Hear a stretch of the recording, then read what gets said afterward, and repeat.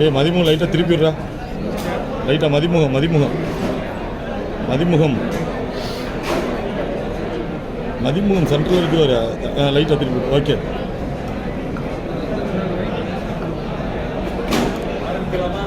போகலாண்ணா. மறுமலர்ச்சி திராவிட முன்னேற்ற கழகத்தின்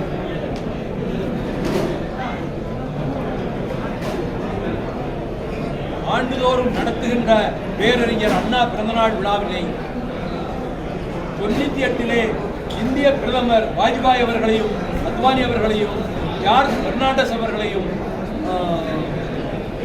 ஃபரூக் அப்துல்லா அவர்களையும் பர்கா சிங் பாதல் அவர்களையும் கொண்டு வந்து கடற்கரையிலே எழுச்சி பேரணி எழுச்சி நடைப்பயணம் முடித்துவிட்டு அந்த கடற்கரையிலே ஒரு மாநாடாக அண்ணா பெரியார் பிறந்தநாள் விழாவை நடத்தியதும் மறுமலர்ச்சி.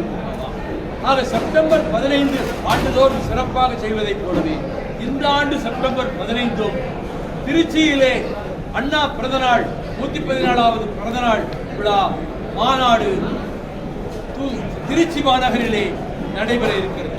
அதற்கு முன்பாக தமிழகத்தின் அத்தனை மாவட்டங்களிலும் சுற்றுப்படம் செய்வதற்கு கால அவகாசம் இல்லாத காரணத்தால் 7 மாவட்டங்கள் அல்லது 10 மாவட்டங்களை சேர்த்து 7 மண்டலங்களாக தமிழகத்தை பிரித்து ஒவ்வொரு மண்டலத்திலும் நானும் தலைமை நிர்வாகிகளும் சென்று பேசுவது, அங்கே இருந்து மாநாட்டுக்கு ஆயத்தப்படுத்துவது.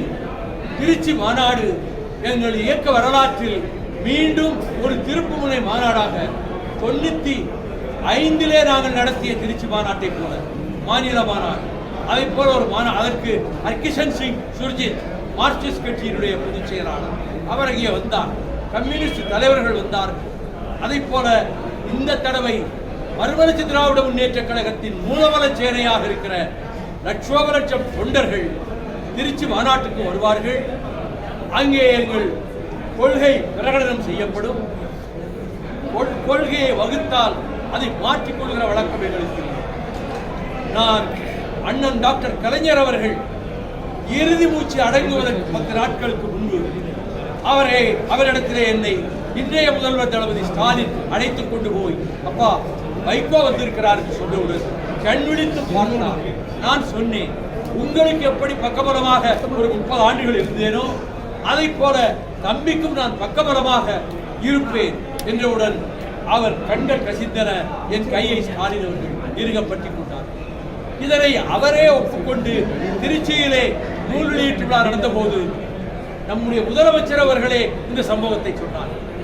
ஆக அந்த வாக்குறுதி, அவர் கடைசி காலத்திலே நான் எந்த திராவிட இயக்கத்தில் 30 ஆண்டுகள் பணியாற்றினேனோ அந்த இயக்கத்துக்கே நான் பக்கபலமாக இருப்பேன் என்று சொன்ன அந்த வாக்குறுதியை நிறைவேற்றிட வேண்டும். அது உயர்நிலை குழுவிலே, பொதுக்குழுவிலே, நிர்வாக குழுவிலே எடுக்கப்பட்ட முடிவு. அதில் எந்த மாற்றமும் இல்லை என்ற வகையில் திமுக கழகத்தின் தலைமையிலான கூட்டணியில் நாங்கள் இடம்பெற்றிருக்கிறோம்.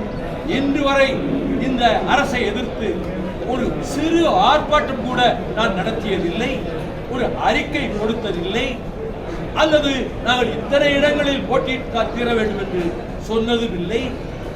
ஒரு ஆச்சரியம் என்னவென்றால், கருத்துக்களை அறிக்கையாக தந்திருப்பேனே தவிர திமுக கழக அரசை, திராவிட மாடல் அரசை நான் ஒரு நாளும் விமர்சித்ததில்லை, ஒருபோதும் விமர்சிக்கப் போவதும். அப்படித்தான் இருக்கக்கூடிய இந்த நிலையில் நிருபர்கள் எல்லோரும் நிறைய சீட் கேட்கிறாங்க, 25 இருக்கிறாங்க, 30 இருக்கிறாங்க. நீங்க எவ்வளவு சீட் கேட்க போறீங்க? பிரஸ் கேட்டதுனால துறை வைக்கும் 8 சீட்டு ஜெயிச்சா அங்கீகாரம் கிடைக்கும். ஏற்ற மாதிரி ஒரு 10 12 நாங்கள் கேட்கலாம். அது என்னுடைய முடிவு இல்லை, தலைமை எடுக்க வேண்டிய முடிவு தான். அவன் சொன்ன பதில், நாங்கள் 12 சீட்டு கேட்போம் அப்படின்னு நான் ஒரு காலம் நான் சொன்னதில்லை. நேற்று நிருபர்கள் என்னிடம் கேட்கிறார், நீங்கள் நிர்வாக குழுவிலே 12 சீட்டு வாங்கணும் என்று நீங்கள் பேசுறீங்களா? நிர்வாக குழு கேப் வேணும், போட்டு பாருங்க. கூட்டணி இடங்களை பற்றி ஒரு வார்த்தை நான் பேசுகிறேன். இப்பொழுதும் நான் எதுவும் சொல்றேன். பேச்சுவார்த்தை தேர்தலுக்கு முன்பு 3-4 மாதங்களுக்கு முன்பு நடக்கும். அப்பொழுது எங்கள் கருத்து என்னவோ அதை எங்களுக்கு அழைப்பு விடுக்கப்படுகிற பொழுது அங்கே போய் சொல்லுவோம். அதற்கு முன்பு பரந்த வெளியிலோ, பொதுக்கூட்டத்திலோ, பத்திரிகையாளர்களிடத்திலோ எங்களுக்கு எத்தனை சீட்டு வேண்டும் என்று நான் சொல்ல போவதில்லை. அதைத்தான் நான் இங்கே திருப்பூரிலும் பதிவு செய்கிறேன். இந்த சூழ்நிலையிலும் வெளியில போகும் உறுதியாக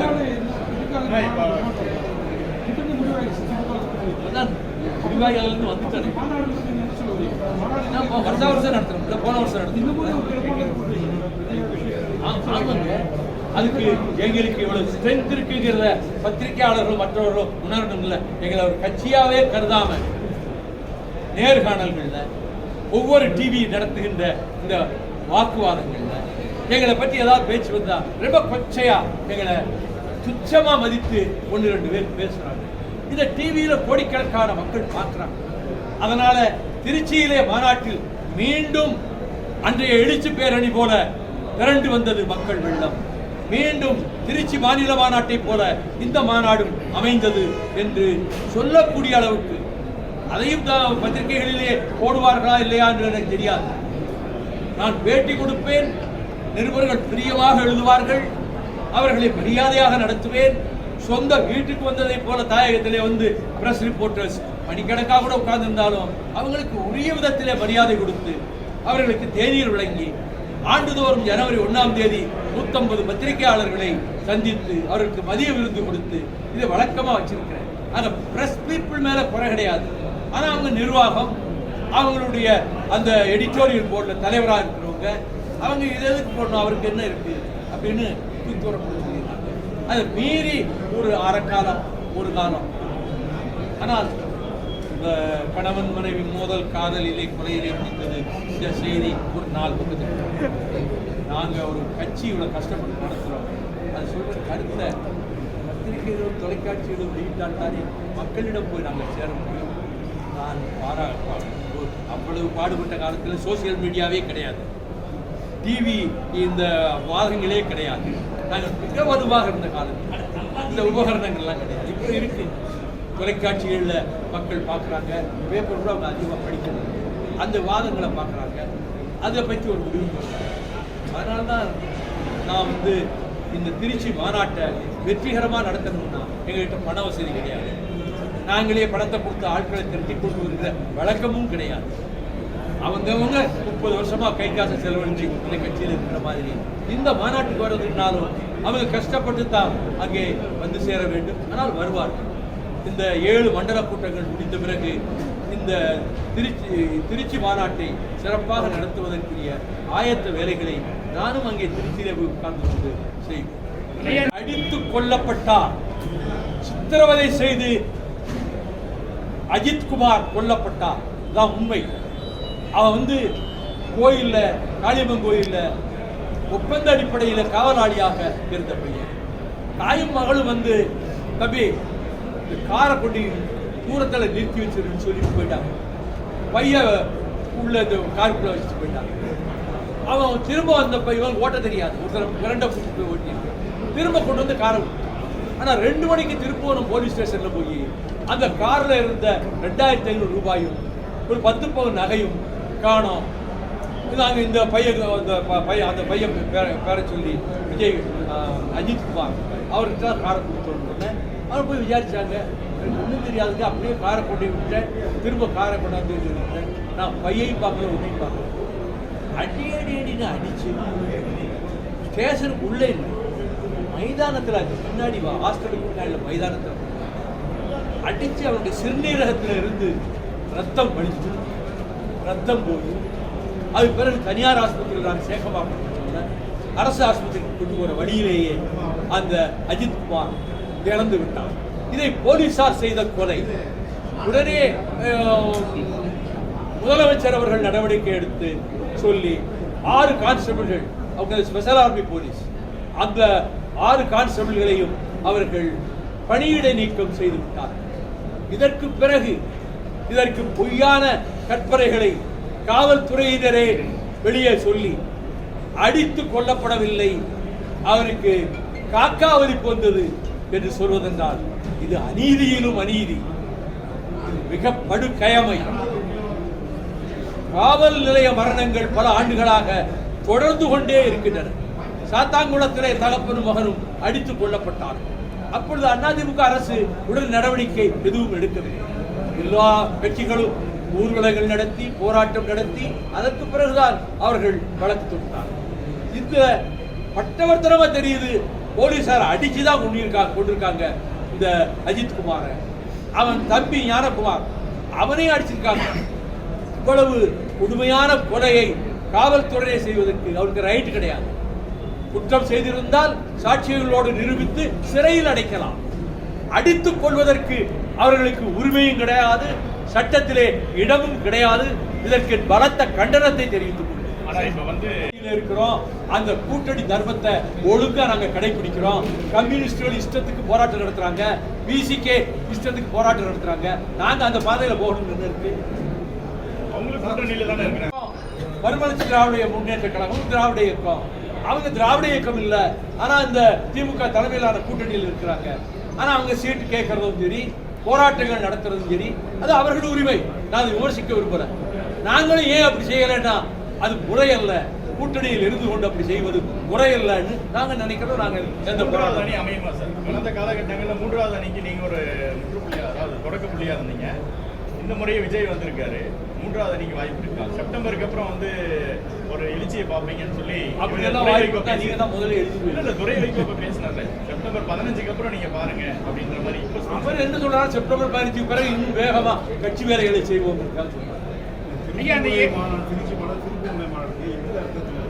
கட்சி சோர்ந்து இருக்குன்னு சொல்றீங்கல்ல, அந்த சோர்வில் இருந்து மீண்டு வீறு கொண்டு எழுந்து விட்டது என்பதற்கு தான் அப்படி சொல்றேன். அதே மாதிரினா குறிப்பிட்ட சில தொலைக்காட்சிகள்ல அந்த பதிவு பண்றதா அவங்க பாதிச்சிருக்காங்க.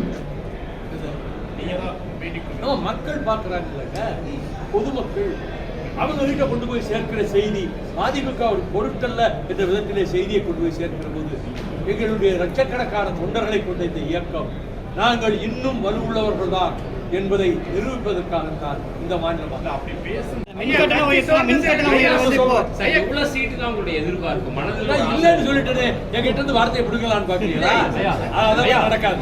பல்லடத்துல இருந்து முத்தரத்துல திமுக போயிருக்காரு, இன்னும் நிறைய நிர்வாகிகள் திமுக வருவாருன்னு சொல்லியிருக்காரு. யார் போனவர்கள் அவர்கள் விருப்பம், இருந்த வரைக்கும் நன்றி. போனவர்கள் எதற்காக போனார்கள், என்ன லாபத்துக்கு போனார்கள், அதெல்லாம் விமர்சிக்க விரும்பல. ஆனா அவர்கள் போன பின்பும் கட்சி முன்னை விட அதிகமாக வீடு கொண்டு வந்திருக்கிறது. இப்படி போனதுனாலதான் இன்னைக்கு இந்த திருப்பூருக்கு இவ்வளவு கூட்டம் வந்திருக்கு. கிட்டத்தட்ட போனதுனாலதான் 8 வருஷத்துக்கு அப்புறம் திமுக கூட்டணி கட்சியில இருந்தே ஒருத்தர் கூப்பிட்டு சேர்த்திருக்குது. இதை எப்படி சொல்லுவாரு? புரியுது. மாற்று கட்சிக்கு போனா பரவாயில்லைங்க, உங்க கூட்டணியில இருக்க கடந்த முறை மதிமுக சார்பில் பல்லடம் தொகுதியில போட்டிட்டாரு. நீங்க தான் சொல்லணும். அவரை போய் பாஜக இந்துத்துவ சக்திகள் இந்த திராவிட இயக்க மண்ணில் தந்தை பெரியார், அறிஞர் அண்ணா, டாக்டர் கலைஞர், எண்ணற்ற தியாகிகள், பட்டுக்கோட்டை அழகிரிசாமி மாதிரி தங்கள் ஆவியை கொடுத்து உருவாக்கிய இந்த திராவிட இயக்கத்துக்கு எந்த பங்கமும் அவர்கள் விளைவிக்க முடியாது. பாஜக இங்கே தலையெடுக்க முடியாது, உள்ளே நுழைய முடியாது. இதுல பார்லிமெண்ட்ல அமித்ஷா உட்கார்ந்து இருந்த போதே அவங்கள பார்த்து திமுக ஆட்சி நடந்து கொண்டே இருக்கின்றன. அது தடுத்து நிறுத்தப்பட வேண்டும். அவர்கள் மீது வழக்கு போடலாமே தவிர யார் மீது சந்தேகப்பட்டாலும் காவலர்கள் அடிப்பது என்பது என் சட்டத்துக்கும் உட்பட்டதல்ல, மனிதாபிமானத்துக்கும் உட்பட்டது. அதையெல்லாம் திமுக தலைமை கவனிச்சுக்கிட்டு தான் இருக்கு. அதுக்கு என்ன விதத்துல பரிகாரம் பண்ணணுமோ பண்ணிடுவாங்க.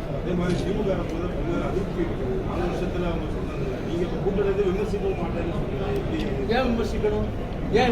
அதை நான் விமர்சிக்கணும்? நீங்க எடுத்து காலம் போடுங்க. நியாயமான விஷயங்களுக்கு பரிந்துரையாக செய்யலாம்ல சார்? கட்சி ஆரம்பிச்சால செய்யுங்க. கட்சி சோர்ந்த திருச்சி மாநாடுலாம் நடத்துறேன்னு சொல்றீங்க. கட்சியை எழுச்சி பண்றதுக்காகவும் தொண்டர்களை உற்சாகப்படுத்துறதுக்காகவும் நீங்க மறுபடியும் தேர்தல் களத்துல ஏதாவது நடவடிக்கை மேற்கொள்ள வாய்ப்பு? ஏங்க மாநாட்டுக்கு வந்து பாருங்க என்ன நடக்குது சார். அந்த பல்லடம் தொகுதி கல்வி இறக்க கொங்கு மண்டலத்தில் பல்வேறு அமைப்புகள் இதை அனுமதி கேட்கிறாங்க. சாராயத்தையும் எதிர்க்கிறேன், விஸ்கி பிராந்தியையும் எதிர்க்கிறேன், கள்ளையும் எதிர்க்கிறேன். கள்ளுக்கடை மறியலுக்குத்தான் பெரியாரின் துணைவியாரும் பெரியாரின் சகோதரியும் சென்று கைதானார்கள். 500 தென்னை மரங்களை தந்தை பெரியார் தன்னுடைய சிதந்தோப்பிலே வெற்றி வீழ்த்தியதற்கும் கள் எதிர்ப்புத்தான் காரணம். சார் இப்ப அடி கோர்ட்டுக்கு போய் நிரந்தரமா அந்த டாஸ்மாக் கடையை மூடுவதற்கு கோர்ட்டு ஒப்புதல் ஐயா நன்றி ஐயா நன்றி ஐயா நன்றி ஐயா